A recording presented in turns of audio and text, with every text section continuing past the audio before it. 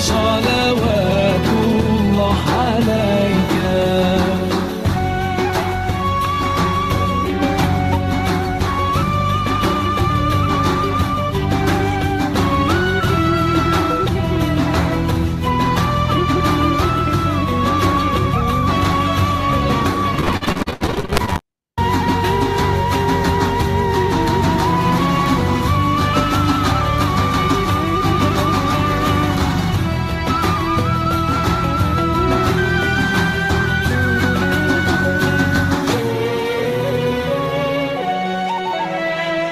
يا نبي سلام عليك، يا رسول سلام عليك، يا حبيب سلام عليك، صلوات الله عليك.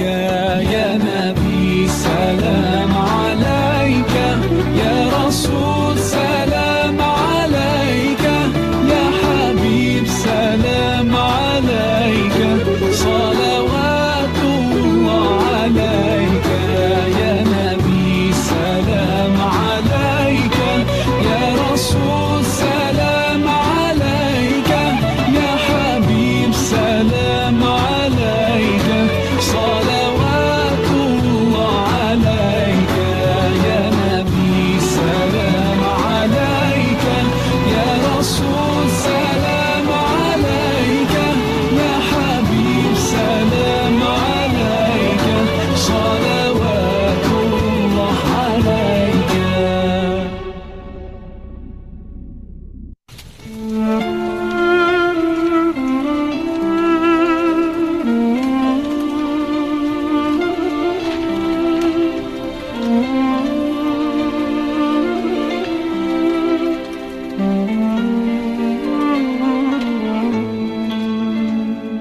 Ku menantimu saban waktu, bangkit jiwaku, kau suluh hatiku dengan sinar kudus kasihmu.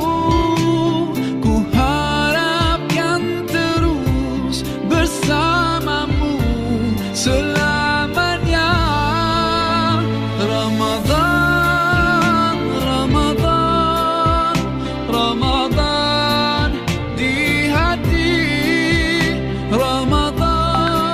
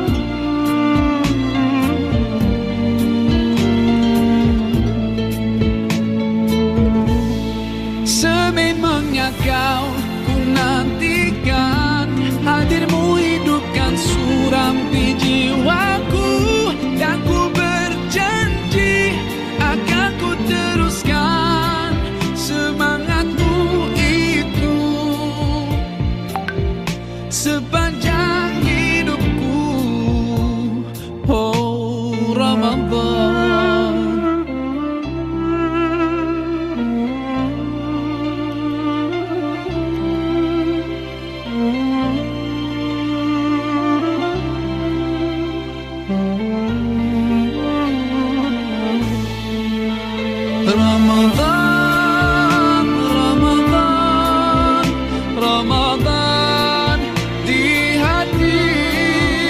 Ramadan, Ramadan, ku mohon usah pergi. Ramadan, Ramadan, Ramadan di hati. Ramadan, Ramadan, ku mohon usah pergi.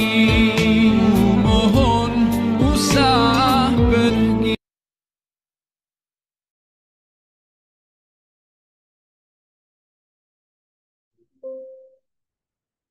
Bismillahirrahmanirrahim. Assalamualaikum warahmatullahi wabarakatuh. Alhamdulillah. Alhamdulillahirabbil alamin wa bihi nasta'in wa ala umuri dunya waddin wassalatu wassalamu ala asrofil anbiya'i wal mursalin sayyidina wa maulana Muhammadin. Selamat pagi Bapak Ibu peserta Madrasah Baitullah. Alhamdulillah puji dan syukur kita aturkan kepada Allah Subhanahu wa taala yang telah melimpahkan nikmatnya, melimpahkan rahmatnya, memberikan kita banyak sekali kenikmatan, banyak sekali eh, ilmu-ilmu dan kekuatan sehingga kita bisa berkumpul pada pagi hari ini untuk mengikuti Madrasah Baitullah rutin kita setiap Sabtu pagi. Insya Allah kali ini majelis ke-117 kita akan dibersamai oleh Ustaz Priyatno. Kita akan bahas mengenai hadis arba'in. Selanjutnya, salawat serta salam tak lupa kita curah limpahkan kepada Nabi kita Nabi Muhammad SAW. Dan insya Allah syafaatnya kita tunggu di hari kiamat kelak. Baik Bapak Ibu, saya ucapkan ahlan wa sahlan. Kami dari tim Wonderful Umroh. Selamat datang di Madrasah Baitullah. Bapak Ibu semua, saudara-saudara semua. Insya Allah pada pagi hari ini kita akan segera memulai Madrasah Baitullah. Untuk itu bagi Bapak Ibu, kakak-kakak semua, saudara semua yang mungkin teman-temannya belum bergabung, masih eh, bisa mengajak teman-temannya lagi. Kita berkumpul pada majelis pagi hari ini, forum pagi hari ini untuk belajar bersama dan mengingatkan juga kepada Bapak Ibu bisa memfokuskan diri kembali pada meeting pagi hari ini, pada majelis pagi hari ini, kita akan belajar bersama, kita akan menuntut ilmu bersama, kita akan belajar mengenai hadis arba'in keempat bersama Ustadz Priyatno.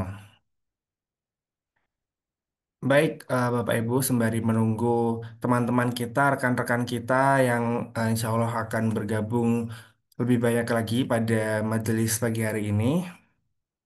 Kita buka terlebih dahulu forum pada pagi hari ini dengan baca basmalah bersama-sama. Bismillahirrahmanirrahim. Bismillahirrahmanirrahim. Baik. Bapak Ibu, ahlan wa sahlan yang baru bergabung, silakan bisa mengisi presensi terlebih dahulu. Silakan link presensi kami kirimkan melalui kolom komentar. Jadi apabila Bapak Ibu belum presensi, silakan bisa presensi dan bergabung ke dalam grup Madrasah Baitullah. Baik Bapak Ibu, Alhamdulillah bicara kita sudah hadir. Ustadz Pri, Assalamualaikum Ustadz. Waalaikumsalam warahmatullahi wabarakatuh. Sehat Ustadz? Alhamdulillah khair. Alhamdulillah. Baik Ustadz, untuk itu agar tidak berlama-lama lagi, agar kita bisa segera mendengarkan materi dari Ustadz, silakan Ustadz untuk waktu dan tempat kami persilahkan. Baik. Mungkin itu apa di share screen ya Siap Ustadz. materinya. Baik. Bismillahirrahmanirrahim. Alhamdulillah. Alhamdulillahilladzi alafa baina qulubina wa asbahna bi ni'matihi ikhwana. Asyhadu an la ilaha illallah wahdahu la syarikalah wa asyhadu anna Muhammadan abduhu wa rasuluh. Allahumma salli wa sallim ala sayyidina Muhammadin wa ala alihi wa ashabihi ajma'in amma ba'd. Ayuhal ikhwah rahimakumullah. Alhamdulillah, kita bersyukur kepada Allah Subhanahu wa taala atas limpahan karunia dan nikmatnya kita pada pagi hari ini dipertemukan oleh Allah Subhanahu wa taala dalam majelis ilmu yang kita lakukan secara daring ya.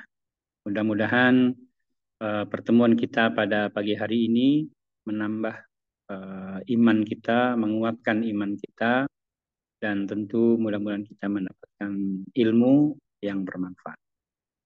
Salawat dan salam tentu tidak lupa kita sampaikan kehariban baginda kita Habibana wa Nabiyana Muhammad Sallallahu Alaihi Wasallam, juga kepada keluarganya, para sahabatnya, dan juga segenap umatnya, termasuk kita semua. Insya Allah mudah-mudahan kelak kita mendapatkan syafaatul uzmah dari baginda Nabi Muhammad Sallallahu Alaihi Wasallam. Bapak dan ibu-ibu, ikhwani wa akhwati fillah rahimakumullah. Alhamdulillah pada pagi hari ini saya mendapatkan kehormatan amanah untuk mengisi kegiatan Madrasah Baitullah. Mudah-mudahan ini sebagai tazkirah ya untuk anak pribadi. Untuk materi kita pada pagi hari ini adalah kajian hadis arba'in yang keempat. Jadi mudah-mudahan nanti kalau ada kesempatan lain akan berlanjut dengan hadis-hadis arba'in berikutnya. Nah, baik, sebelum kita mulai, kita hadiahkan Fatihah untuk muallif ya, pengarang kitab Arba'in An-Nawawi, hadis Arba'in An-Nawawi, ya, Imam Nawawi. Mudah-mudahan dengan hadiah Fatihah kita mendapatkan keberkahan dari ilmu yang beliau tulis dalam kitab Arba'in An-Nawawi ini. Al-hadiniyah wa kulli niyatin salihah ila hadratin Nabil Mustafa Muhammad Rasulullah sallallahu alaihi wasallam. Al-Fatihah. A'udzu billahi minasyaitonir rajim. Bismillahirrahmanirrahim. Alhamdulillahi rabbil alamin, arrahmanir rahim, maliki yaumiddin. Iyyaka na'budu wa iyyaka nasta'in. Ihdinas siratal mustaqim. Siratal ladzina an'amta 'alaihim ghairil maghdubi 'alaihim waladdallin. Baik, selanjutnya bisa dibuka slide-nya.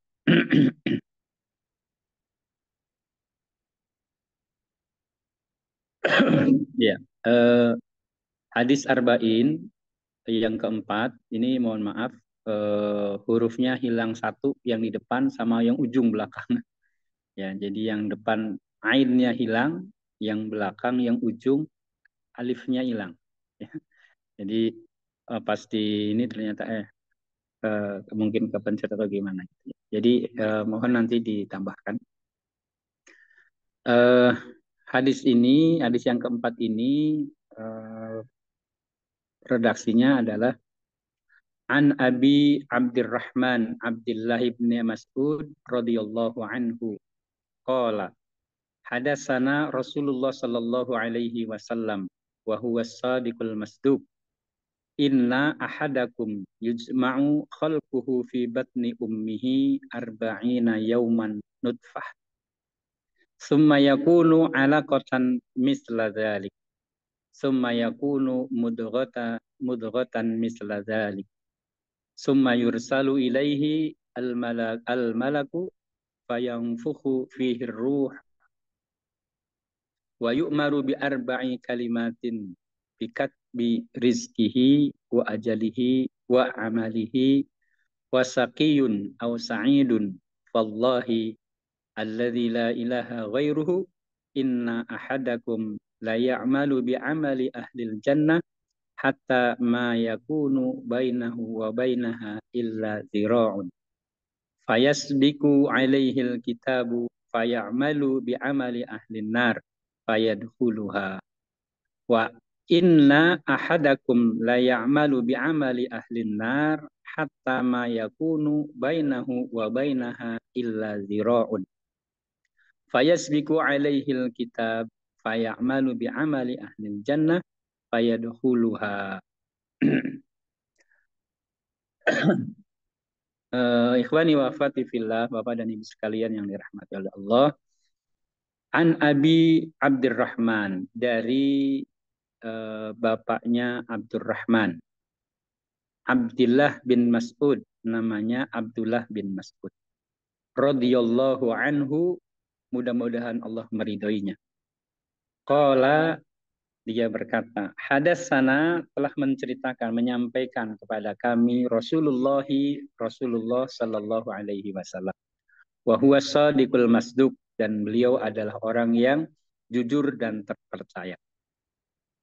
Inna ahadakum, sesungguhnya salah seorang di antara kalian, yujma'u khalquhu, dikumpulkan pada proses penciptaannya, fi batni ummihi, di perut ibunya, arba'ina yauman, selama 40 hari, nutfatan, sebagai nutfah. Sebagai nutfah. Nutfah itu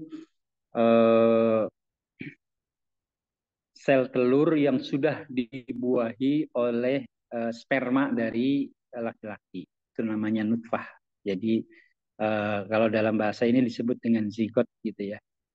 Jadi yang sudah dibuahi, yaitu namanya nutfah. Summa yakunu, kemudian menjadi alaqatan. Alaqah misla dzalik. Ya, berproses dari nutfah itu selama 40 hari, kemudian membentuk alaqah. Alaqah itu daging darah yang mengental. Ya, segumpal darah. Misla dzalika, selama 40 hari juga. Summa yakunu, kemudian berproses lagi menjadi mudghatan, menjadi segumpal daging. Misla dzalika, ya, selama 40 hari juga. Ya, selama itu juga. Summa yursalu, kemudian diutus ilaihi, kepadanya, al-malaku, malaikat. Allah pada 40 hari yang ketiga mengutus malaikat, fayangfuhu, kemudian ditiupkan fihi, ke dalamnya, ruh, wa yu'maru bi arba'i kalimatin, dan kemudian diperintahkan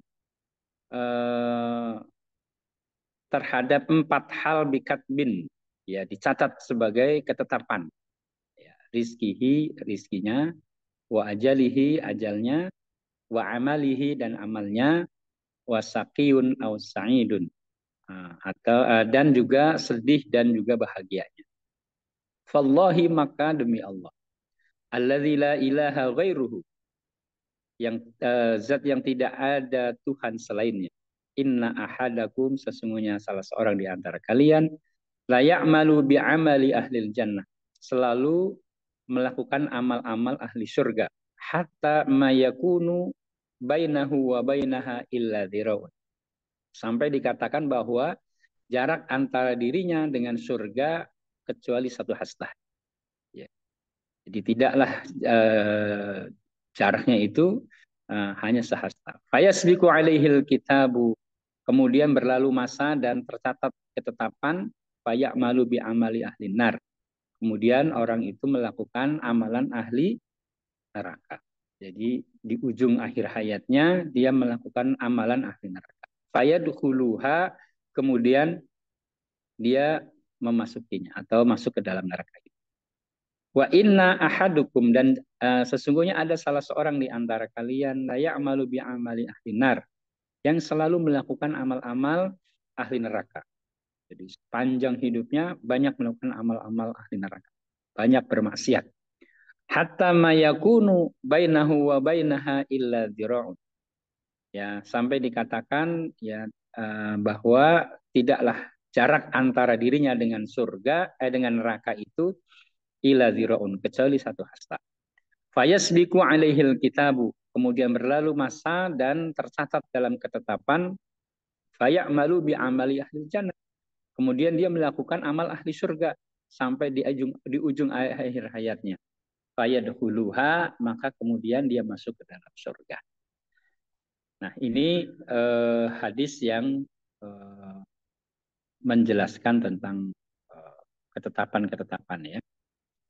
Kemudian berlanjut.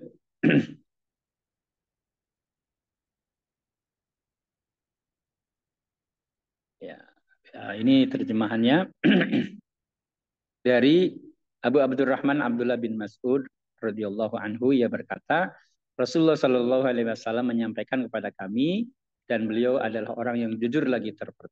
Sesungguhnya penciptaan kalian dikumpulkan dalam rahim ibu sebagai nutfah selama 40 hari. Lalu menjadi alaqah segumpal darah selama itu pula. Kemudian menjadi mudghah segumpal daging selama itu pula. Kemudian Allah mengutus malaikat untuk meniupkan ruh dan mencatat 4 perkara, yaitu rizkinya, ajalnya, amalnya, dan sengsara atau bahagianya. Demi Allah yang tiada Tuhan selain Dia, sesungguhnya di antara kalian ada yang melakukan perbuatan ahli surga, hingga jarak antara dia dengan surga tinggal sehasta. Namun suratan takdirnya telah ditentukan, ditetapkan, lalu dia melakukan perbuatan ahli neraka, maka dia pun masuk ke neraka. Dan sesungguhnya di antara kalian ada yang melakukan perbuatan ahli neraka, hingga jarak antara dia dengan neraka tinggal sehasta. Namun suratan takdirnya telah ditetapkan, ditentukan. Lalu dia melakukan perbuatan ahli surga, maka dia pun masuk surga. Di riwayat Bukhari dan Muslim. Jadi hadis ini diriwayatkan oleh Bukhari dan Muslim. Imam Bukhari dan Muslim menunjukkan bahwa hadis ini adalah hadis sahih, ya. Dan insya Allah hadis yang masuk dalam Arba'in An-Nawawi semuanya adalah hadis-hadis sahih yang sudah terverifikasi, ya, kesahihannya. Baik, selanjutnya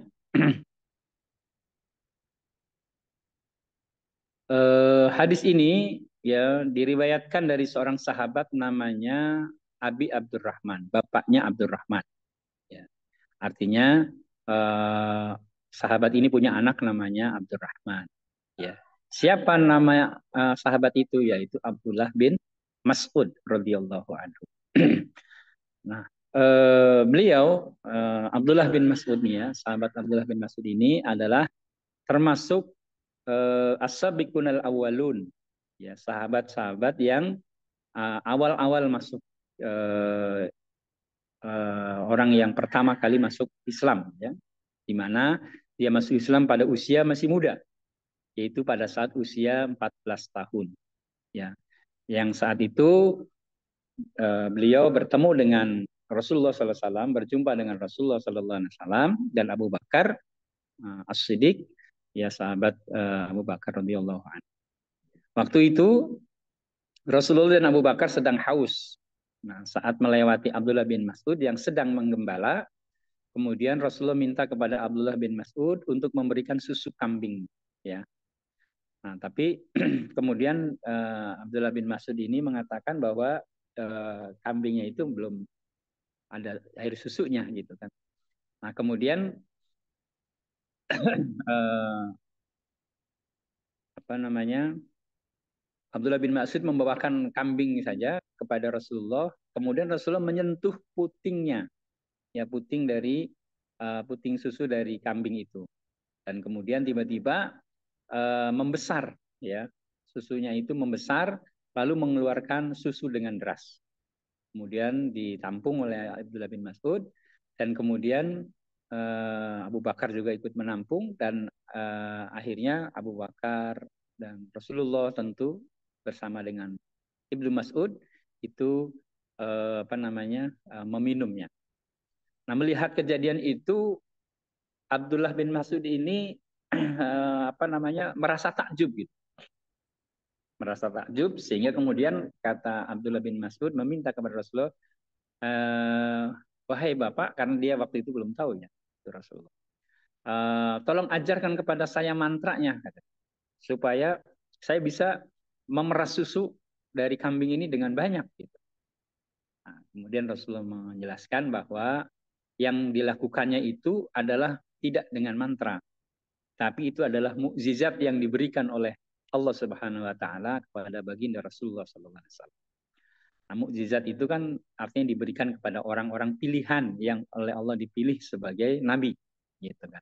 Sehingga dengan penjelasan itu dan juga penjelasan-penjelasan yang lain, akhirnya Abdullah bin Mas'ud ini atau Ibnu Mas'ud ini kemudian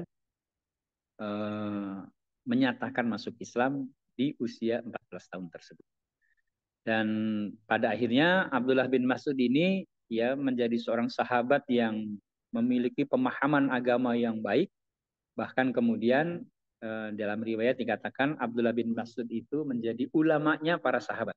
Ya, salah satu dari para ulamanya sahabat. Selain ya, Abdullah bin Abbas, ya, ada juga Abdullah bin Mas'ud. Nah, Abdullah bin Mas'ud ini termasuk sahabat yang meriwayatkan yang sudah terverifikasi kesahihannya adalah 848 hadis. Ya, jadi cukup banyak juga ya, 848 hadis. Dan salah satunya adalah hadis ini. Baik, selanjutnya.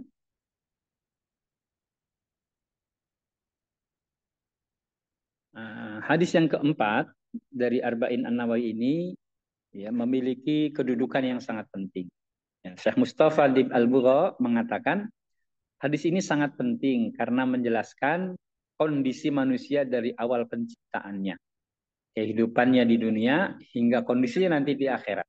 Apakah nanti masuk surga atau masuk neraka? Semuanya berjalan sesuai dengan ketentuan Allah Subhanahu wa taala.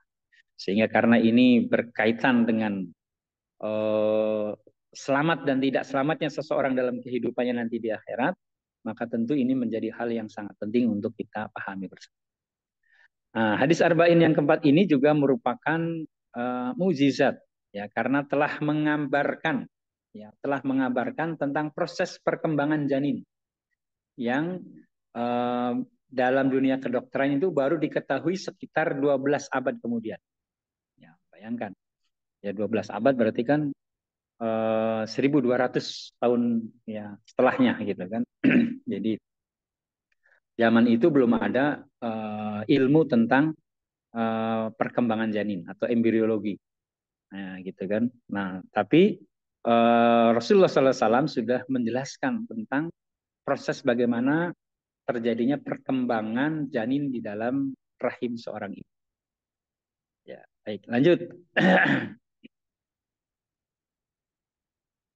Nah, kandungan hadis ini ada 5 minimal yang kita akan bahas. Yang pertama adalah tentang tahapan perkembangan janin. Kemudian yang kedua, peniupan ruh dan larangan aborsi. Yang ketiga, pencatatan takdir. Ya. Yang keempat, memahami takdir dengan benar. Kemudian yang kelima, akhir hayat menentukan nasib di akhir. Ya. Nah, ini 4 kandungan makna yang bisa kita selami di dalam hadis Arba'in yang keempat ini. Baik, kita lanjut. Kita bahas satu persatu. Yang pertama, tahapan perkembangan janin. Hadis Arba'in An-Nawawi yang keempat ini menjelaskan tentang tahapan ya perkembangan janin, yakni selama 40 hari sebagai nutfah. Ya, nutfah itu seperti yang tadi saya sampaikan, ya adalah terbuahinya sel telur oleh sperma. Ya, itu namanya nutfah, gitu kan. Jadi tidak semua mani yang ada itu disebut nutfah, tapi yang terbuahi itulah yang kemudian disebut dengan nutfah. Dan itu proses pembuahan sampai terus berkembang ya sebagai nutfah itu selama 40 hari. Kemudian 40 hari kemudian ya itu menjadi alaqah, menjadi segumpal daging. Nah, gitu ya, alaqah. Dan kemudian selama 40 hari kemudian sebagai mudghah. Alaqah sebagai segumpal darah, kemudian mudghah sebagai segumpal daging. Jadi 40, 40, 40. Jadi jumlahnya 120 hari. Nah, kalau 120 hari itu kalau dikonversi dalam bulan adalah 120 bulan. Dan realitas ini pun ternyata digambarkan oleh Allah di dalam Al-Qur'an. Ya. Di dalam Al-Qur'an ya surat Al-Hajj ayat 5 dan juga surat Al-Mu'minun ayat 12 dan 14 sampai 14. Yang pertama surat Al-Hajj ayat 5. Allah Subhanahu wa taala berfirman, A'udzubillahi minasyaitonirrajim. Ya ayuhan nasu in kuntum fi raibin minal ba'si fa inna khalaqnakum min turabin, summa min nutfatin, summa min alaqatin, summa min mudghatin. Ya ayuhan nas, wahai sekalian manusia, in kuntum fi raibin, jika kamu dalam keraguan, ya, minal ba'si, ya, tentang kebangkitan atau hari dibangkitkan dari kubur, gitu kan. Fa inna khalaqnakum, maka ketahuilah sesungguhnya, ya, kami menciptakan kalian, ya, menciptakan kamu sekalian min turabin, dari tanah. Jadi Allah menciptakan manusia dari tanah ini adalah proses penciptaan manusia pertama, yaitu Nabi Adam alaihissalam. Ya. Kemudian summa min nutfatin, kemudian dari nutfah atau mani yang sudah terbuahi, ya, oleh sel telur yang sudah terbuahi oleh sperma. Summa min alaqatin, kemudian berubah menjadi segumpal darah. Summa min mudghatin, kemudian menjadi segumpal daging. Jadi prosesnya seperti itu. Nah, proses penciptaan manusia pertama itu Nabi Adam, ya, itu diawali dari tanah. Ya, diawali dari proses penciptaannya itu dari secara unsur fisiknya itu dari tanah. Sebagaimana juga dijelaskan di dalam Al-Qur'an surat An-Nisa, ya. Ya, Al-Qur'an surat An-Nisa, kita bisa baca di sana. Allah Subhanahu wa taala berfirman, tapi di sini nggak ada, ya, nggak saya tulis.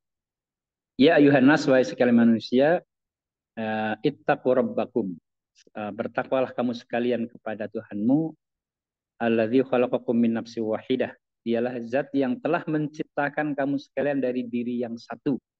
Nah, siapa diri yang satu itu? Dia adalah Nabi Adam alaihissalam, yang proses penciptaannya itu diambil dari berbagai sumber tanah. Ya, ada yang dari lumpur, ada yang dari tembikar, ada yang dari tanah, debu, gitu kan. Nah, ini adalah anasir-anasir proses pembentukan manusia pertama, yaitu Nabi Adam secara fisik. Ya. Kemudian setelah itu wa khalaqa minha, setelah Allah menciptakan Nabi Adam, ya, dari unsur tanah yang kemudian ditiupkan ruh ke dalamnya, kemudian wa khalaqa minha, dan dia Allah menciptakan dari diri yang satu itu zaujaha, pasangannya. Dalam surat An-Nisa ayat yang pertama, ya. Jadi setelah Allah menciptakan Nabi Adam, kemudian Allah menciptakan pasangannya, yang kemudian kita sebut dengan Sayyidah Hawa. Jadi Allah menciptakan Adam dan Hawa, ya. Jadi bukan menciptakan Adam dengan Asep, gitu, ya. Kalau Adam dengan Asep kan sama-sama laki-laki, dan itu nggak mungkin, ya, menghasilkan keturunan, ya. Oleh karena itu fitrahnya laki-laki senangnya dengan wanita, ya, karena Allah menciptakan juga berpasangan, ya. Allah menciptakan Nabi Adam dan kemudian menciptakan pasangannya zaujaha, ya, dari diri yang satu itu, yaitu Sayyidah Hawa, yang menurut riwayat diambil dari tulang rusuk laki-laki, yaitu tulang rusuk Nabi Adam alaihissalam. Makanya secara anatomi tubuh, jumlah rusuk laki-laki dengan jumlah rusuk laki-laki sebelah kanan dan sebelah kirinya itu berbeda jumlahnya, ya. Ada yang hilang satu, karena itu sebagai salah satu dari anasir awal mula pembentukan atau penciptaan pasangan dari Nabi Adam alaihissalam, yaitu Sayyidah Hawa.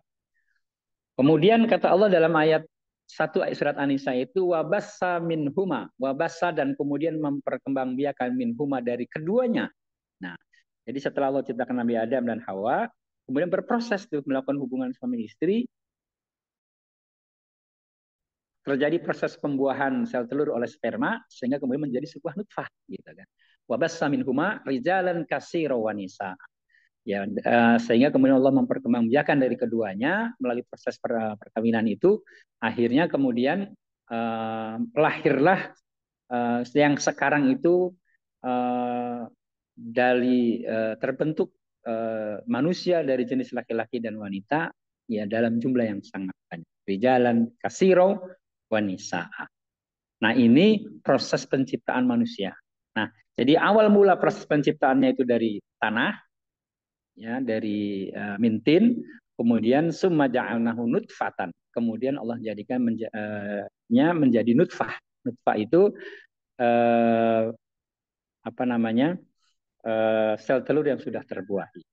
Baik, kemudian selanjutnya dalam surat Al-Mu'minun ayat 12 dan ayat 14 juga sama memperkuat dari ayat surat Al-Hajj tadi. Dalam ayat ini Allah Subhanahu wa taala berfirman, "Walaqad khalaqnal insana min sulalatin min tin." Walaqad, dan sungguh benar-benar. Kalau dalam ya, apa namanya? Kajian nahwu itu, walaqad itu ini untuk menunjukkan kepastian atau menunjukkan sebuah apa ya, penguatan ya. Jadi Allah menggunakan dua harfut taukid, dua huruf yang menguatkan.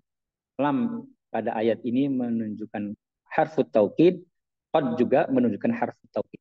Walaqad, dan sungguh, qadnya itu benar-benar nah, untuk membuktikan kepastiannya. Khalaqna, kami menciptakan al-insana, manusia, min sulalatin min tin, dari saripati yang berasal dari tanah. Summa ja'alnahu, kemudian kami jadikan ya saripati tanah itu nutfatan, nutfah fi qararim makin, di tempat yang kokoh yaitu rahim.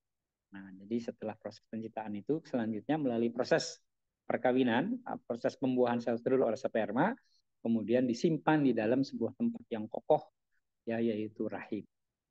Summa khalaqnal nutfata, summa khalaqnan nutfata, kemudian kami jadikan nutfah itu alaqatan, menjadi segumpal darah. Fa khalaqnal alaqata mudghatan, kemudian kami jadikan segumpal darah itu kemudian berproses menjadi segumpal daging.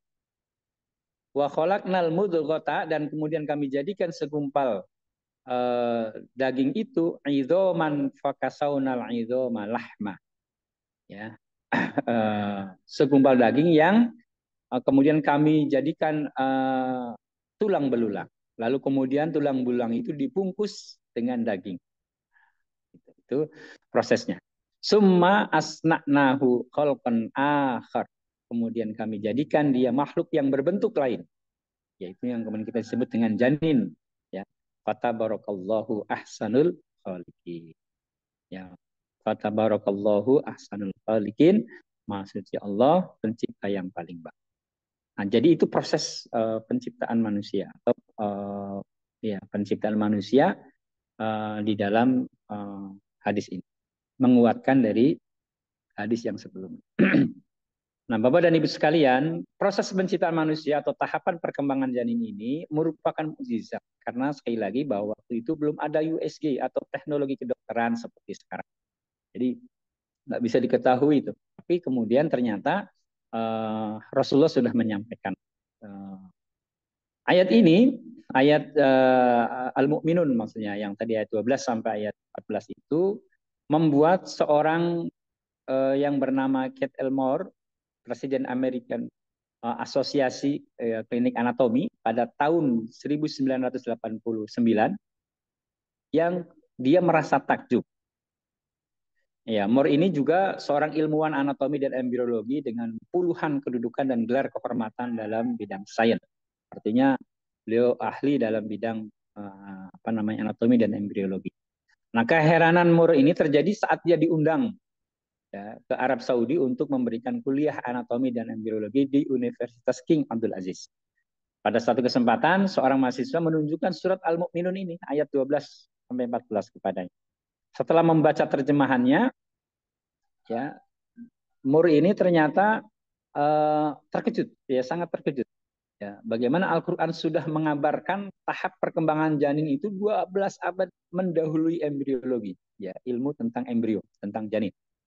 Ya, bahkan dalam beberapa berita kemudian akhirnya ya seorang ahli embriologi ini, Moore ini akhirnya masuk Islam, ya, karena dia meneliti dan kemudian merasa takjub dengan ayat surat Al-Mu'minun ayat 12 sampai 14. Ya, ini sebuah luar biasa. Dan banyak ya ilmuwan-ilmuwan lain yang kemudian masuk Islam ketika dia meneliti tentang kebenaran ilmiah dari Al-Qur'an. Ya, dalam berbagai literatur misalnya ada Mures Buhail misalnya.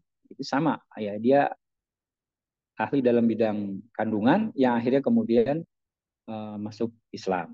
Nah, ada juga orang yang meneliti tentang sidik, ya, hadis Rasulullah tentang sidik laki-laki. Ya, jadi setiap laki-laki itu ketika berhubungan dengan wanita, maka dia akan meninggalkan jejak di rahim itu, yang kemudian disebut dengan sidik. Ya, sidik seperti sidik jari, kira-kira begitu. Karena setiap sidik jari manusia itu berbeda-beda. Begitu juga dengan seorang laki-laki ketika dia berhubungan dengan seorang wanita, maka dia akan meninggalkan jejak di dalam rahimnya itu. Dan akhirnya kemudian hilangnya sidik itu ketika setelah 4 bulan kemudian. Nah, makanya kemudian dalam ajaran Islam, kenapa ada masa idah? Ya, seorang wanita yang bercerai dengan suaminya, baik cerai karena ditinggal wafat suaminya maupun cerai karena perceraian, ya, maka dia harus menunggu masa waktu tunggu untuk dia bisa dapat menikah kembali dengan orang lain. Dan itu waktunya adalah 4 bulan atau 3 kali suci. Nah, itulah kemudian akhirnya orang yang meneliti ini pun akhirnya masuk Islam, gitu, karena menunjukkan kebenaran ilmiah dari ajaran Islam, gitu kan. Dan dia meneliti di Afrika kalau tidak salah itu ya, di Afrika ada sebuah perkampungan Muslim, ada sebuah perkampungan non Muslim. Nah, dia meneliti di perkampungan non Muslim, ketika diteliti ternyata rahim wanita-wanita di Afrika yang non Muslim itu banyak meninggalkan jejak-jejak. Ini menunjukkan bahwa wanita non Muslim itu adalah wanita yang tidak setia, orang yang tidak menjaga kehormatan dirinya. Nah, sementara penelitian dilakukan di perkampungan Muslim, itu wanita Muslim itu sebagian besar, ya, sebagian besar itu bahkan bisa dikatakan semuanya itu sidik jejak yang ditinggalkan di rahim ketika berhubungan dengan pasangannya itu hanya satu, gitu. Nah, ini menunjukkan bahwa wanita-wanita Muslim itu adalah wanita-wanita yang setia, wanita yang menjaga kehormatan dirinya. Nah, akhirnya kemudian si peneliti ini dia coba teliti juga istrinya. Nah, ternyata istrinya itu kemudian diteliti, ternyata jejak dalam rahimnya itu ada beberapa jejak. Nah, akhirnya dia menimbulkan keraguan. Nah, akhirnya anaknya yang sudah dia miliki, dia teliti, dia tes DNA. Nah, ternyata akhirnya ketahuan bahwa ternyata dari anaknya itu ya hanya satu yang anak kandungnya, anak biologisnya secara DNA. Nah, akhirnya kemudian dia ceraikan istrinya dan dia akhirnya kemudian masuk Islam. Nah, inilah bukti kebenaran dari ajaran agama Islam. Nah, hadirin jamaah sekalian yang dirahmati oleh Allah, ini menunjukkan mukjizat dari kebenaran ajaran Islam baik dalam Al-Quran maupun Sunnah Rasulullah SAW. Baik, lanjut ke berikutnya. Yang kedua, kandungan yang kedua adalah tentang peniupan ruh dan larangan aborsi. Ya, hadis Arba'in Nawawi yang keempat ini menjelaskan bahwa ruh ditiupkan pada janin ketika usia 120 hari atau 4 bulan sejak bertemunya sel sperma dalam ovum, ya, dan ovum, ya. Jadi 140 hari, 120 hari atau 4 bulan. Nah, oleh karena itu dalam tradisi masyarakat Islam, khususnya di masyarakat Jawa, ya, dan Sunda, ya, itu biasanya kalau wanita hamil di usia 4 bulan itu mereka mengadakan selamatan, gitu ya. Istilahnya itu pengupati, gitu ya, atau kupatan, membuat kupat kemudian mengundang saudara-saudara Muslim untuk mendoakan, ya, kemudian istilah bahasa Jawanya itu disebut dengan selamatan. Jadi memang orang Islam Jawa itu banyak selamatan, karena Islam itu sendiri kan maknanya adalah keselamatan. Jadi orang Islam itu harus banyak selamatan, gitu ya. Makanya dalam Islam itu ketika nikah misalnya, maka selamatan, namanya walimatul arsh. Kemudian ketika hamil ada walimatul hamil, ya, pada usia 4 bulan ini, gitu kan. Ketika lahir nanti ada walimatul akikah, gitu kan. Perayaan juga, selamatan juga kan. Kemudian ketika khitanan misalnya, nanti ada selamatan juga. atau walimah juga yang disebut dengan walimatul khitan. Nah, jadi sampai kemudian meninggal, itu ada selamatan juga kan gitu kalau dalam masyarakat NU ya khususnya gitu ya, itu ada tahlilan ya, hari pertama, hari kedua sampai hari ketujuh dan seterusnya. Nah, atau haul dalam nanti kalau sudah 1 tahun disebut haul. Nah, itu tradisi masyarakat Islam yang menunjukkan bahwa ada hal-hal yang harus disyukuri dari peristiwa-peristiwa tertentu. Nah, termasuk dalam hal ini adalah kehamilan dari wanita di usia 4 bulan. Ya. Di mana Allah pada saat itu meniupkan ruh dan mulai ada tanda-tanda kehidupan si janin. Nah, oleh karena itu, kenapa diperlukan selamatan atau walimah? Ya, harapannya bahwa pada saat itu si janin itu sudah mulai mendengar. Jadi fungsi pertama yang berfungsi dari janin itu adalah pendengaran. Nah, sehingga kemudian diharapkan ketika dilakukan walimah, di sana dibacakan ayat-ayat Quran, diberikan nasihat-nasihat, diberikan doa-doa, sehingga kemudian pertama kali yang didengar oleh si janin itu adalah kebaikan-kebaikan. Nah, itu rahasia kenapa harus ada atau dilakukannya syukuran ya, syukuran. Nah, hadirin Bapak dan Ibu sekalian, para ulama sepakat bahwa aborsi ya karena di usia yang sudah ditiupkan ruh 4 bulan tadi, ya setelah peniupan ruh ke dalam janin, hukumnya haram dan termasuk dosa besar. Bahkan jika janin yang keluar itu sempat hidup meskipun sebentar, ya karena memang proses keluarnya itu melalui aborsi misalnya, maka pelakunya mendapatkan sanksi dia, ya membayar denda sebagaimana dia membunuh orang lain, nah, gitu ya tanpa hak. Nah, sedangkan aborsi sebelum janin berusia 4 bulan, jumhur ulama tetap berpendapat haram hukumnya, meskipun ada ulama yang mengatakan tidak, ya seperti Ibnu Rajab Al-Hambali, ya berpendapat tidak sampai haram. Apalagi kalau misalnya berdasarkan alasan medis dari dokter bahwa kalau misalnya kandungannya itu diteruskan sampai kemudian membesar dan sampai lahir bisa akan membahayakan keselamatan ibunya, maka itu dibolehkan untuk melakukan aborsi. Nah, peniupan ruh setelah janin berusia 4 bulan atau memasuki bulan kelima ini juga terkait dengan masa idah. Nah, tadi saya sampaikan ya. Mengapa masa idah wanita suaminya itu meninggal di dunia di usia 4 bulan 10 hari? Ya, di antaranya agar jelas apakah ia punya anak dari almarhum suaminya atau tidak. Nah, jadi 4 bulan 10 hari itu kenapa? Karena pada saat itu, sekali lagi yang tadi saya sampaikan, mulai hilangnya jejak yang ditinggalkan oleh suaminya pada saat berhubungan suami istri. Nah, sehingga ketika sudah hilang, maka proses nutfanya itu tidak terjadi, tidak terbuahi. Nah, maka dan itu waktunya prosesnya selama 4 bulan 10 hari. Baik, selanjutnya. Yang ketiga,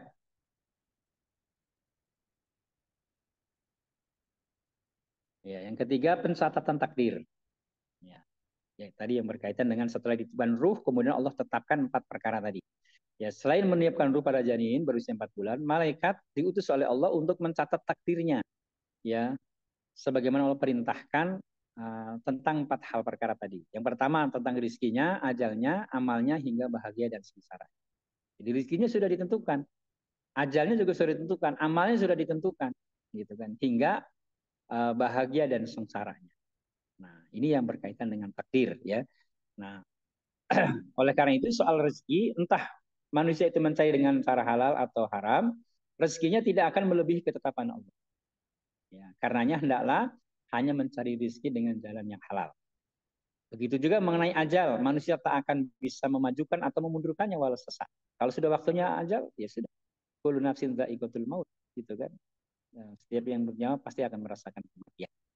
Ya gitu. Bahkan ada seorang nabi gitu yang minta kepada Allah agar diberikan tanda-tanda sebelum wafatnya, sebelum dicabut nyawanya. Nah, gitu. Tiba-tiba suatu saat malaikat pencabut nyawa datang, gitu kan? Dia protes loh. Kenapa Allah belum memberikan tanda-tanda bahwa saya itu mau dicabut, gitu kan? Saya sudah meminta dan dikabulkan sama Allah, gitu kan? Sama malaikat, itu rambutmu yang memutih itu tanda bahwa usiamu sudah mulai dekat, gitu kan? Kulitmu yang sudah keriput itu sudah menunjukkan bahwa tanda-tanda kalian sudah mendekat dari usia ajal, begitu kan? Termasuk juga apa namanya tanggalnya gigi dan seterusnya. Itu adalah tanda-tanda bahwa seseorang sudah mulai dekat dengan azalnya. Dan kalau sudah datang azalnya, nggak bisa dimajukan, nggak bisa dimundurkan. Nah, kemudian termasuk juga takdir terhadap kehidupannya bahagia atau sengsara. Itu juga sama, sudah ditentukan. Termasuk nanti akhirnya, pada akhirnya dia akan masuk surga atau masuk neraka. Semua itu adalah atas ketentuan ketetapan dari Allah Subhanahu wa Ta'ala. Dan semua ini Allah mengetahui dengan ilmunya, tidak ada satupun yang luput dari pengetahuan. Ini apa yang ketiga ya, kandungan hadis yang ketiga. Yang keempat lanjutnya.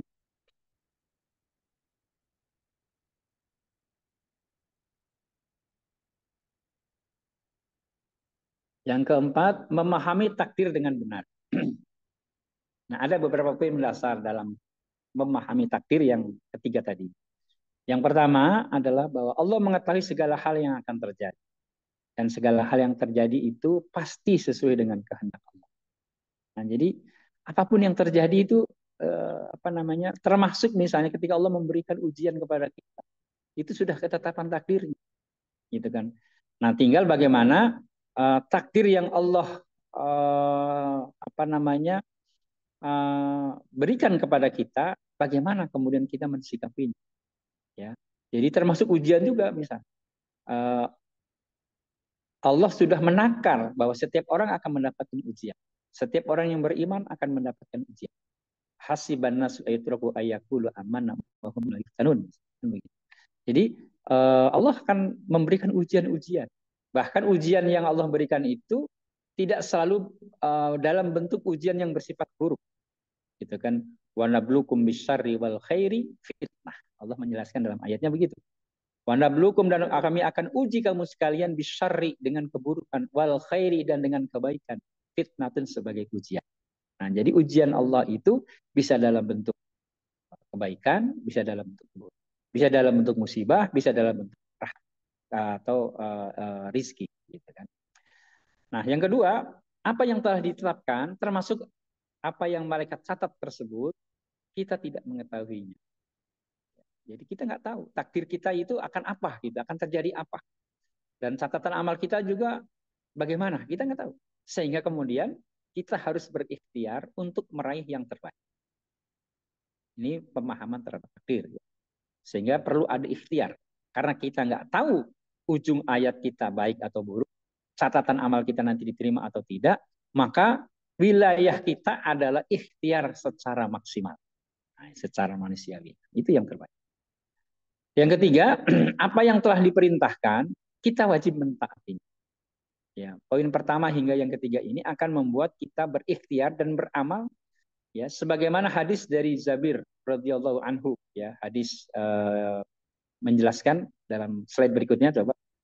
Ada hadis dari Jabir, ya, radhiyallahu anhu.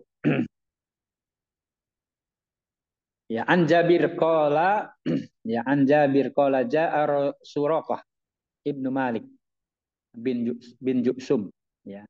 Dari Jabir, dia berkata, datang Suraqah bin Malik bin Ju'sum, ya. Qala, kemudian dia berkata, ya Rasulullah, wahai Rasulullah, bayyin lana dinana ka'anna khuliqnal an fimal amalu al-yaum afima jaffat bihil aqlam wajarut bihil maqadir, dan seterusnya, ya. Panjangan biar dia singkat nih, sudah jam 7. Dari Jabir, dia berkata, datang Suraqah bin Malik bin Ju'sum lantas bertanya, wahai Rasulullah, berikanlah penjelasan kepada kami tentang agama kami. Seakan-akan kami baru diciptakan sekarang. Untuk apakah kita beramal hari ini? Apakah itu terjadi pada hal-hal yang pena telah kering dan takdir yang berjalan, ataukah untuk yang akan datang? Kemudian Rasulullah menjawab, bahkan pada hal-hal dengannya pena telah kering dan takdir berjalan. Ia bertanya, lalu apa gunanya beramal? Beliau Rasulullah SAW bersabda, beramallah kalian, karena masing-masing dimudahkan untuk melakukan sesuatu yang telah ditakdirkan untuknya. Hadis riwayat Imam Muslim. Jadi intinya apa? Intinya bahwa berkaitan dengan takdir itu tetap harus ada ikhtiar manusia, ya. Jadi pemahaman akidah Ahlus Sunnah wal Jamaah terhadap takdir itu bahwa betul bahwa takdir itu sudah ditentukan, tetapi kita tidak tahu ya takdir kita itu ketetapannya apa, sehingga kemudian kita diwajibkan untuk beramal, berikhtiar secara maksimal dalam rangka untuk menjemput takdir kebaikan itu. Kira-kira begitu. Nah, kemudian yang selanjutnya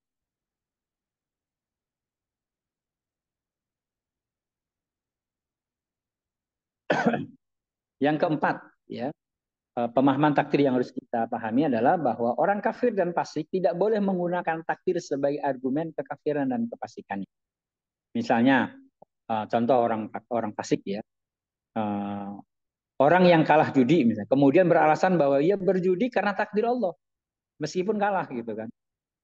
Nah, besok juga dia akan berjudi lagi, itu juga bagian dari takdirnya. Nah, ini apa namanya pemahaman yang salah terhadap takdir. Jadi dia melakukan keburukan, dia melakukan maksiat, itu kan sudah ditakdirkan oleh Allah. Nah, ini salah. Jadi, karena apa? Karena dalam suatu hadis yang lain dikatakan Rasulullah SAW bersabda, "May yuridillahu khairan yufaqihu fiddin." Gitu kan? Man barang siapa yuridillah, ya, dikehendaki oleh Allah jadi orang baik, ditakdirkan oleh Allah jadi orang baik, yufaqihu fiddin, maka dia diberikan kepahaman dalam agama. Nah, ini menunjukkan apa? Bahwa kalau kita ingin ditakdirkan jadi orang baik, menjemput kebaikan, maka kita harus ada usaha. Harus apa usahanya? Adalah memahami agama ini dengan baik. Dan memahami agama dengan baik itu adalah dengan apa? Dengan menuntut ilmu. Nah, makanya kenapa menuntut ilmu itu jadi wajib? Supaya kita menjemput takdir kebaikan kita. Gitu kan. Kenapa kita harus ada dalam lingkaran kebaikan? Ya, supaya kita sekali lagi menjemput takdir kebaikan kita. Nah, yang kelima, pemahaman terhadap takdir adalah bagi seorang muslim, jika ketetapan atau qada tersebut benar-benar telah terjadi, misalnya ya, apakah itu terjadinya itu takdir yang baik maupun takdir yang tidak baik, misalnya bahagia atau sedih gitu kan. Nah, boleh menggunakan sebagai argumen sehingga meringankan bebannya. Ya, atau menambah rasa syukurnya begitu kan. Jadi kalau misalnya Allah takdirkan kebaikan, ya, maka kemudian takdir itu dia mengatakan alhamdulillah ya Allah telah memberikan takdir kebaikan padaku, sehingga kemudian tumbuh rasa syukurnya. Nah, begitu juga sebaliknya ketika misalnya takdir itu buruk, misalnya ya ini memang sudah menjadi ketetapan takdirnya. Barangkali ini yang sudah Allah tetapkan untuk saya gitu. Sehingga kemudian meringankan beban itu. Karena sekali lagi bahwa kebaikan maupun keburukan yang menghampiri kita itu adalah bagian dari ketetapan takdir Allah. Nah, gitu ya. Nah, ini contohnya juga misalnya seorang pelajar yang sudah belajar dengan giat dan mengerahkan segala kemampuan untuk ikhtiar misalnya. Tetapi kemudian dia tidak lulus untuk masuk perguruan tinggi negeri misalnya. Ya, maka itu adalah boleh menggunakan bahasa takdir ketika sudah ikhtiar maksimal, gitu kan?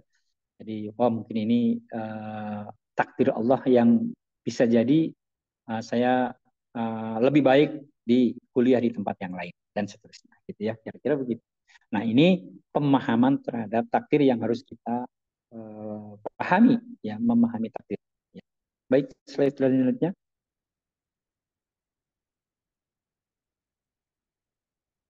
Yang kelima, kandungan hadis yang kelima, ya, tentang akhir hayat yang menentukan nasib seseorang nanti di akhir. Jadi ayat itu mengatakan bahwa ada orang yang dalam hidupnya itu dari sejak kecil dia dikenal sebagai orang baik. Ya, anaknya rajin gitu kan, kemudian berprestasi, kemudian kerja di tempat yang baik, dia punya gaji yang besar. Ya, tiba-tiba kemudian dia salah bergaul misalnya, gitu kan, salah bergaul. Karena kebaikan dari kecil sampai dewasa itu, sehingga banyak terakumulasi nilai-nilai kebaikan, sehingga dikatakan sampai kata Rasulullah, kalau misalnya dia meninggal pada saat itu, ya, maka ya jarak antara dia dengan surga itu hanya sehasta, sehingga dia kemudian akan masuk surga. Tapi ternyata tetap takdirnya sudah dikatakan bahwa di ujung hayatnya dia melakukan keburukan. Misalnya ternyata di akhir hayatnya atau di akhir karirnya dia salah pergaulan, melakukan perbuatan yang tidak baik, misalnya, kemudian meninggal. Ya, maka meninggalnya itu berakhir dengan su'ul khotimah. Maka akhirnya nauzubillah dia harus masuk neraka terlebih dahulu misalnya kan gitu. Walaupun pada akhirnya nanti Allah akan ampuni dan dia akan masuk surga. Tapi akhirnya dia masuk neraka gitu kan. Kenapa? Karena amal akhirnya itu. Begitu juga sebaliknya, ada orang yang kehidupan di awalnya itu selalu melakukan perbuatan-perbuatan buruk. Ya maksiat. Wah, maksiat ya apa namanya? Dosa-dosa besar dia lakukan. Tapi ternyata kemudian di ujung akhir hayatnya dia bertaubat. Dia melakukan amal kebaikan. Ya, sehingga akhirnya kemudian dimasukkan ke dalam surga. Nah, ini juga selaras dengan hadis Rasulullah SAW yang diriwayatkan oleh Imam Bukhari. Dikatakan di sini bahwa Rasulullah bersabda, innal abda la ya'malu fi ma yaron nasu amalu ahlil jannah. Gitu kan. Sungguh ada hamba yang tampak dalam pandangan manusia beramal dengan amalan ahli surga. Ya, gitu kan. Tampaknya seperti amalan ahli surga. Wa innahu laminan ahli nar. Padahal sebenarnya dia termasuk ahli neraka. Wa may ya'malu fi ma yaron nas amalu ahli nar. Dan ada juga manusia yang beramal dengan amalan ahli neraka.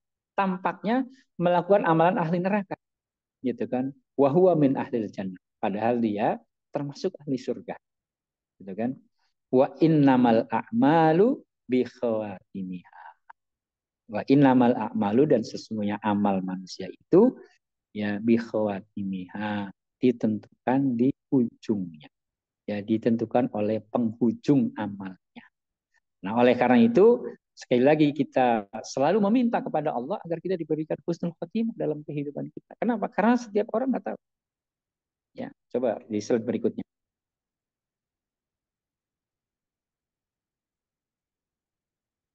Ya, di slide berikutnya ya dijelaskan bahwa hadis ini berkenaan dengan seorang laki-laki yang ikut perang bersama Rasulullah. Para sahabat kagum dengan semangat dan militansinya.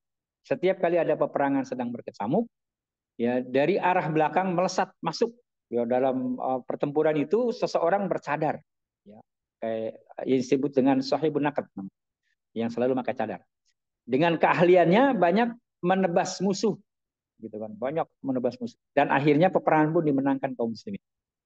Nah, hal ini berulang beberapa kali ya, jadi setiap kali ada peperangan dia langsung melesat masuk ke dalam yang menebas banyak musuh akhirnya setelah perang menang dia kemudian keluar lagi dengan kudanya dengan cepat. Nah, sehingga berita tentang laki-laki ini yang menjadi viral dan sampai akhirnya berita ini sampai kepada Rasulullah dan kata Rasulullah apa? Kata Rasulullah bahwa laki-laki itu termasuk ahli neraka. Nah, sahabat heran kok dia ahli amalannya ahli surga, ikut jihad bersama kaum muslimin dengan Rasulullah, tapi kata Rasulullah dia ahli neraka. Nah, sehingga kemudian seorang sahabat penasaran. Akhirnya dia mengikuti laki-laki itu pada saat peperangan terjadi. Nah, betul saja pada saat peperangan terjadi, tiba-tiba dia masuk melesat ke kancah peperangan, gitu kan dia banyak menebas musuh. Nah, tiba-tiba dia terkena panah, ya, atau terkena pedang. Akhirnya dia terjatuh dan kemudian lukanya itu parah, gitu kan. Nah, tapi kemudian dia tidak sabar menanggung sakitnya luka itu. Gitu kan dan dia malu kalau misalnya nanti ternyata seorang yang gagah berani akhirnya terkapar juga gitu. Nah, lantas kemudian dia mengarahkan pedangnya ke lehernya dan kemudian menjatuhkan tubuhnya dan akhirnya lehernya itu putus. Ya, urat nadinya itu putus. Nah, ini menunjukkan bahwa wafatnya beliau ini bukan karena terbunuh pada saat perang, tapi karena bunuh diri. Nah, sehingga kata Rasulullah, laki-laki ini adalah ahli neraka. Maka kita lihat, tampaknya dia melakukan amal ahli surga, gitu kan? Tapi ternyata sekali lagi di ujung akhir hayatnya dia bunuh diri, maka kemudian dia dimasukkan ke dalam neraka. Dia ahli neraka. Nah, oleh karena itu sekali lagi ini menjadi perhatian kita bersama. Hadis ini menjelaskan tentang pentingnya kita menjaga istiqomah, pentingnya kita untuk husnul khotimah. Baik, slide selanjutnya. Sebagai penutup dari hadis ini, kajian ini ya bahwa hadis arba'in yang keempat ini patut menjadi renungan kita bersama sehingga jangan sampai kita sombong dengan amal kita ya dan juga jangan menghakimi orang lain yang tampaknya kurang beramal. Kita nggak tahu Kadang-kadang orang kelihatannya itu tidak meyakinkan, tapi justru dia orang soleh gitu kan. Dan banyak ulama-ulama sufi itu yang begini. Ulama-ulama sufi yang kelihatannya itu apa namanya lusuh, yang kelihatannya itu enggak meyakinkan, tapi justru dia ahli surga. Jadi sekali lagi kita nggak boleh menghakimi orang lain dengan tampilan fisiknya. Makanya dalam hadis dikatakan eh, kita tidak boleh melihat seseorang itu dari penampilan fisiknya, gitu kan. Tapi lihatlah dari hatinya, lihatlah dari amal-amal. Nah, sebab kita tidak tahu bagaimana akhir hayat nanti. Dan karenanya juga kita berupaya untuk istiqomah, ya, serta memperbanyak doa agar Allah mengistiqomahkan kita dan kemudian mewafatkan kita dalam husnul khotimah. Dan juga teringat ya, ada wanita yang asusila ya, yang kemudian dia riwayat ini masyhur ya, ketika di akhir hayatnya dia ngasih minum pada seekor anjing ya gitu kan. Nah, ternyata kemudian akhirnya dia masuk surga gara-gara amal yang sedikit. Atau ada juga orang yang masyhur juga kisah ini ya. Ada orang yang membunuh 99 orang dan maksiat-maksiat yang lainnya. Dia mau bertobat. Ketika dia bertanya lagi kepada orang ahli agama, dia mengatakan, wah dosa kamu sudah terlalu banyak, kayaknya kamu nggak diampuni nih dosanya. Akhirnya dibunuh sekalian itu orang itu. Tapi gelisah hatinya, terus dia mencari kebenaran. Dan dia bertemu dengan seorang yang agamawan yang baik. Kemudian kata dia, sesungguhnya Allah itu maha pengampun. Maka kita tidak boleh berputus asa dari rahmat Allah. Gitu kan? Maka ada ayat Al-Quran mengatakan, Qul ya ibadiyalladzina asrafu ala anfusihim la taqnatu min rahmatillah. Innallaha yaghfirudz dzunuba jami'an. Wahai hamba-hambaku yang melampaui batas atas diri mereka sendiri, janganlah kamu berputus asa dari rahmat Allah. Sesungguhnya Allah itu mengampuni seluruh dosa-dosa. Maka si laki-laki ini kemudian dia bertobat, perintahnya dia harus pindah hijrah ke tempat lain dari rumahnya. Dan ketika dia perjalanan hijrah menuju tempat yang dituju, dia kemudian wafat. Dan kemudian akhirnya ruhnya itu jadi rebutan antara malaikat yang akan memasukkan, akan menyiksa, dan malaikat yang akan memberikan. Akhirnya dia mengadu kepada Allah, dua malaikat ini yang bersengketa mengenai ruh ini, dan akhirnya kata Allah suruh mengukur jarak antara tempat dia tinggal ke dia meninggal dengan jarak dia meninggal ke tempat tujuan. Kalau lebih dekat ke tujuan, maka rahmat Allah meliputinya dan dia akan diampuni. Setelah diukur, ternyata lebih dekat ke arah tujuan, sehingga kemudian dia diampuni oleh Allah. Jadi sekali lagi, kita nggak tahu. Kadang-kadang amal yang tampaknya kecil, amal yang tampaknya remeh, karena keikhlasan kita, karena ketulusan kita, itu menjadi amal kita. Nah, oleh karena itu, mari kita sama-sama meningkatkan kualitas amal kita, istiqomah dengan amal kita, dan mudah-mudahan kita diwafatkan dalam keadaan husnul khatimah. Demikian yang dapat saya sampaikan, kurang lebih mohon maaf. Bila itu Assalamualaikum warahmatullahi wabarakatuh. Waalaikumsalam warahmatullahi wabarakatuh. Alhamdulillah, jazakumullah khairan katsiran kepada Ustadz Priyatno yang telah menyampaikan hadis arba'in keempat. Insya Allah, setelah ini kita akan masuk ke sesi tanya jawab. Mungkin jika Bapak Ibu, teman-teman semua, Ustadz peserta ada yang ingin bertanya, boleh disampaikan ke kolom komentar. Tapi sebelum kita masuk ke sesi tanya jawab, izinkan kami dari Wonderful Umroh menyampaikan sedikit hal-hal yang bisa kami sampaikan kepada teman-teman semua.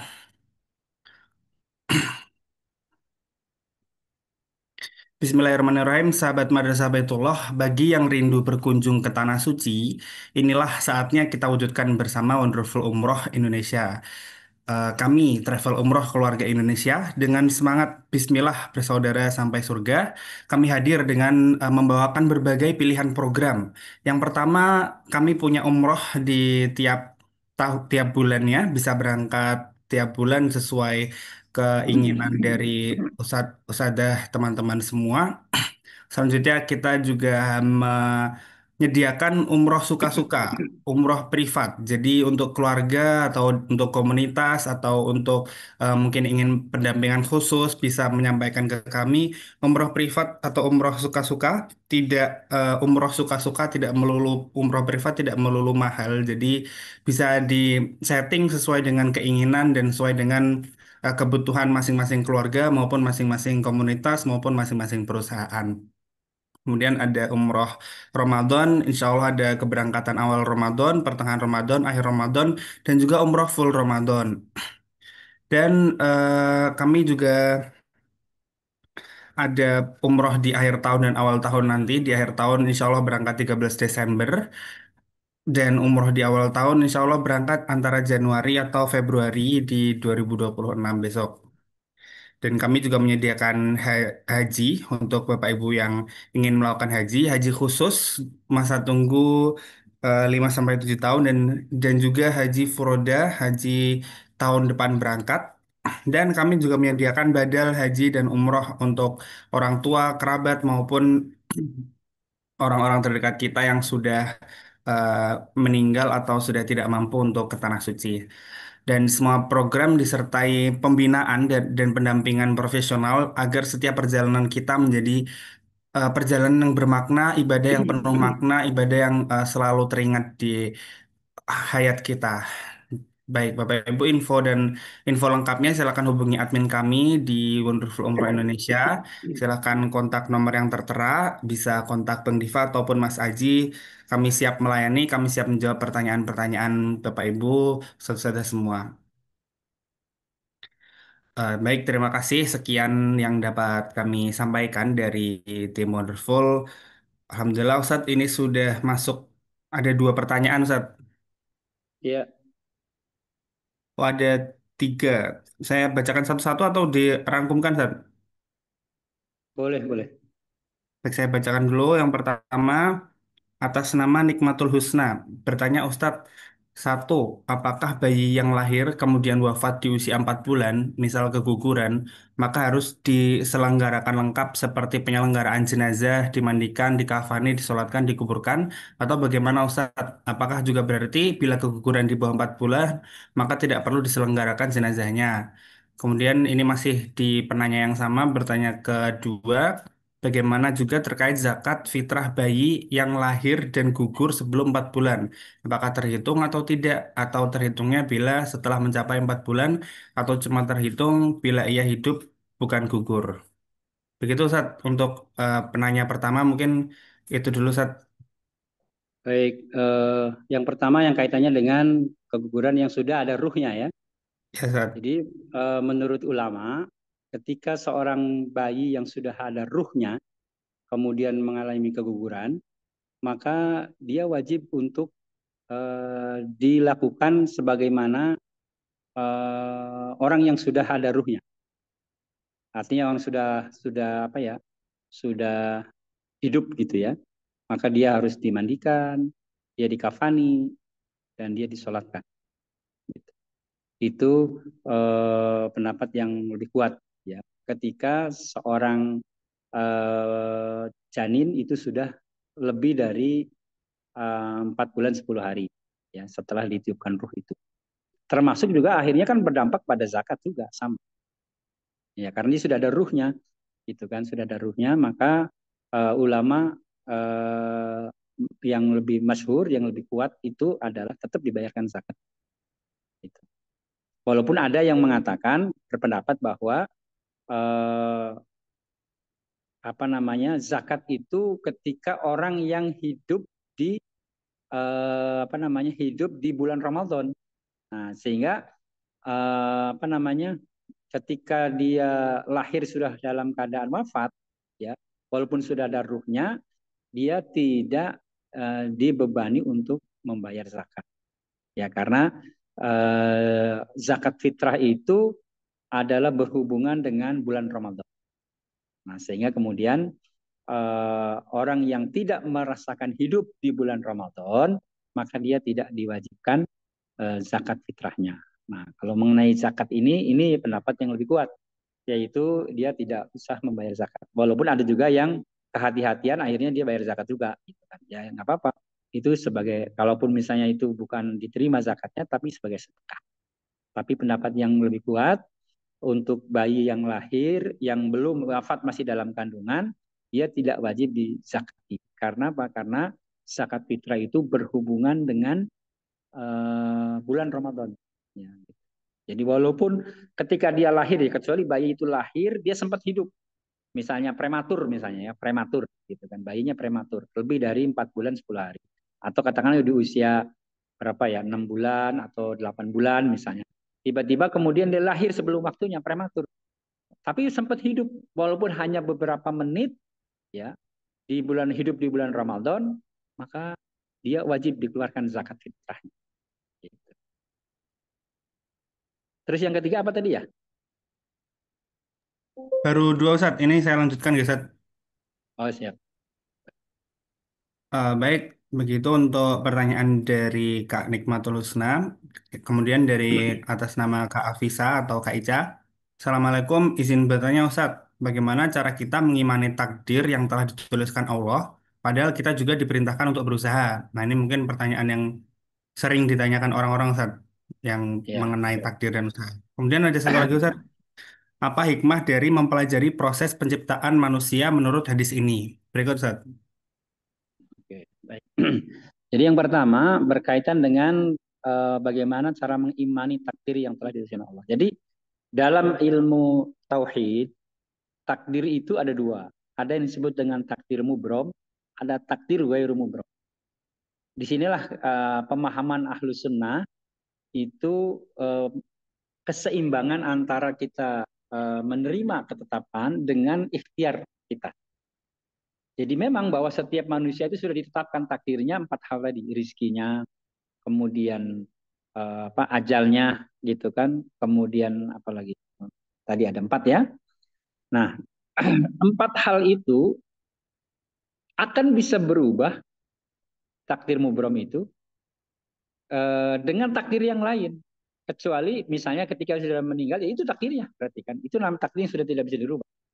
Tapi ada hadis-hadis yang lain yang akan dapat merubah takdir seseorang. Makanya ada ayat Al-Quran, innallaha la yughayyiru ma biqaumin hatta yughayyiru ma bi anfusihim.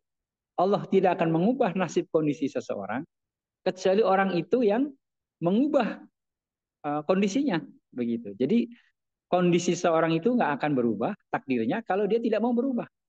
Contoh, misalnya setiap orang itu rizkinya sudah ditentukan sekian. Itu kalau tidak ngapa-ngapain. Orang yang tidak ngapa-ngapain, rizkinya sudah pasti dikasih. Karena setiap makhluk yang bernyawa, itu pasti sudah dikasih rizkinya sama Allah. Itulah sifat Rahman Rahimnya Allah. Nah, tetapi rizki itu, misalnya seseorang itu sejak zaman ajalinya ketika dilahirkan, ditetapkan, misalnya rizkinya sekian. Nah, rizki itu bisa akan bertambah berlipat dengan apa? Dengan amal kita. Apa itu? Sedekah. Maka orang yang banyak sedekah, akhirnya rizkinya jadi bertambah. Maka sedekah itu bagian dari ikhtiar kita untuk mengubah takdir yang sudah ditetapkan dengan takdir yang lain yang Allah tetapkan. Melalui apa? Melalui sedekah. Oleh karenanya dalam ayat Al-Quran dikatakan, misalnya, masalul ladzina yunfikuna fi sabilillah, kan ayatnya begitu. Ya, perumpamaan orang yang menginfakkan, bersedekah di jalan Allah, kamasalin ambatan sab'a sanabil, seperti orang yang menanam 1 biji tanaman. Ya, ketika dia menanam 1 biji tanaman, maka tanaman itu jadi tumbuh besar, itu kan memiliki 7 dahan. Fikuli sumbulatin mi'atu habba.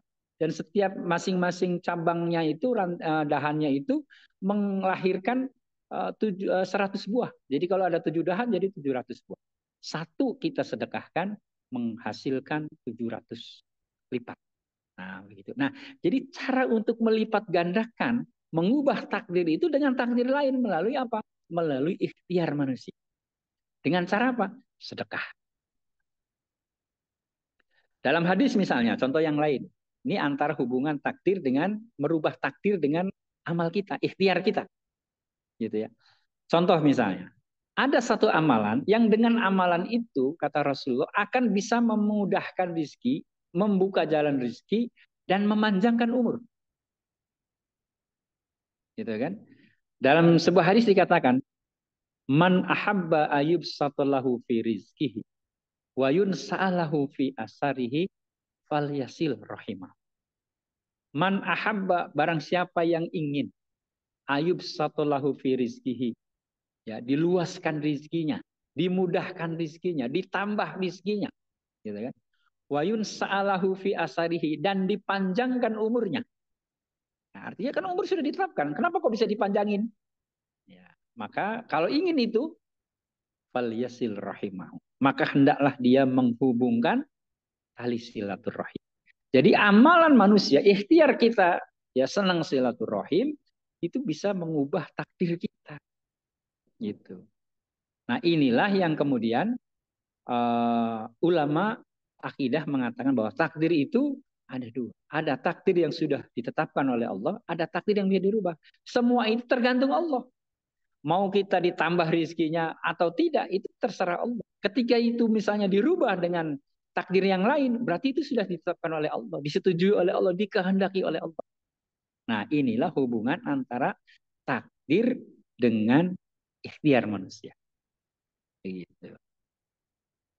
Kira-kira begitu Mbak Ica. Ini Mbak Ica Bogor ya?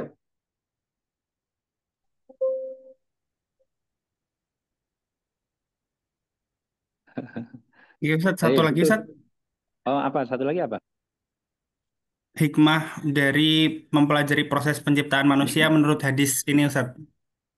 Ya, jadi hikmahnya adalah bahwa kita harus menyadari bahwa proses penciptaan kita itu adalah eh, berasal dari sesuatu yang hina, dari air mani kan begitu.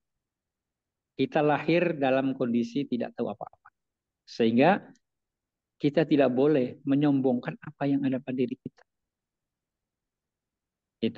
Itu hikmahnya. Bahwa semua itu adalah ketetapan Allah. Termasuk bahwa antara satu kelompok etnis dengan etnis yang lain, tidak ada yang lebih antara satu dengan yang lain. Karena semuanya sama-sama dari keturunan Nabi Adam.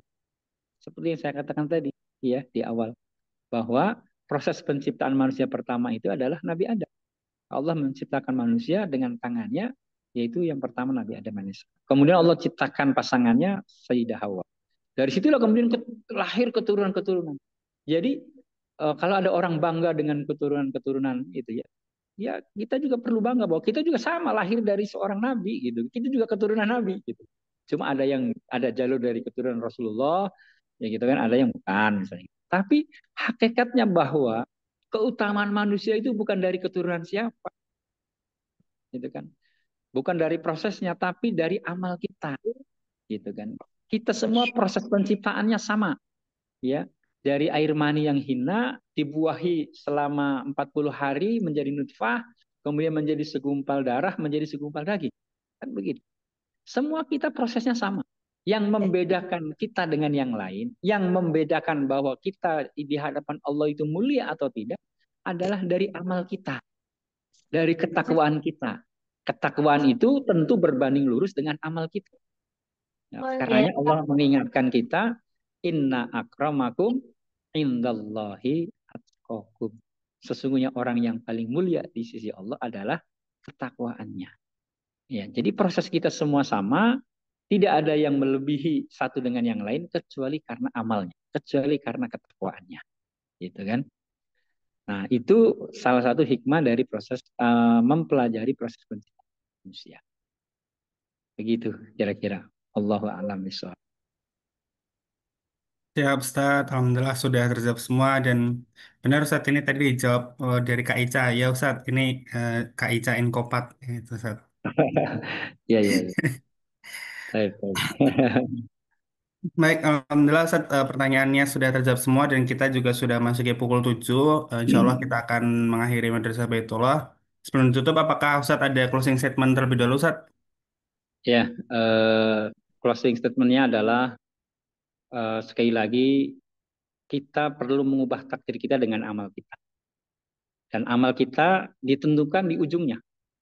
Ya, innamal a'malu bi khawatimi. Sesungguhnya bahwa amal itu ditentukan di ujungnya. Nah, oleh karena itu mari kita berlomba-lomba, berfastabiqul khairat, memperbanyak amal kebaikan, dan kemudian kita meminta kepada Allah agar kita ditakdirkan menjadi orang yang istiqomah. Ya, orang yang istiqomah, orang yang di ujung akhir hayatnya itu adalah kebaikan, husnul khatimah. Wallahu a'lam. Baik, Alhamdulillah. Jazakumullah khairan katsiran kepada Ustadz Priyatno telah menjadi bicara Madrasah Baitullah kita pada pagi hari ini. Kami ucapkan juga jazakumullah khairan katsiran. Terima kasih banyak Ustadz Sadah, Bapak Ibu semua yang telah hadir pada pagi hari ini. Insya Allah kita Zoom pagi hari ini, seminar kita pagi hari ini, kajian kita online pagi hari ini menjadi saksi kita belajar bersama mengenai hadis Arba'in keempat ini. Begitu Bapak Ibu, silahkan Bapak Ibu apabila belum mengisi presensi, bisa mengisi presensi dan bergabung ke grup Madrasah Baitullah untuk mendapatkan update-update menarik dari Wonderful Umroh dan juga info Madrasah Baitullah di pekan-pekan selanjutnya. Baik, begitu Bapak Ibu sekalian, terima kasih banyak sekali lagi kami ucapkan dan juga kepada Ustadz juga terima kasih. Kami tutup sekian dengan membaca hamdalah dan kafaratul majelis. Alhamdulillahirabbil alamin. Subhanakallahumma bihamdika asyhadu an la ilaha illa anta astaghfiruka wa atubu ilaik. Baik, kurang lebihnya dari kami mohon maaf. Wassalamualaikum warahmatullahi wabarakatuh. Waalaikumsalam warahmatullahi wabarakatuh. Untuk saat Ya, saya jazakallah. ya saat Mohon izin ya, Live ya. silakan saat silakan. ورضاك يا الله ما لي سواك يا عالما بعيوبي بالستر تغمرها يا رب من لذنوبي إلاك يغفرها يا ربي يا حليم انظر لأحوالي حاشاك يا عظيم أن ترفض سؤالي يا الله أدعوك يا الله أرجوك يا الله ما لي سواك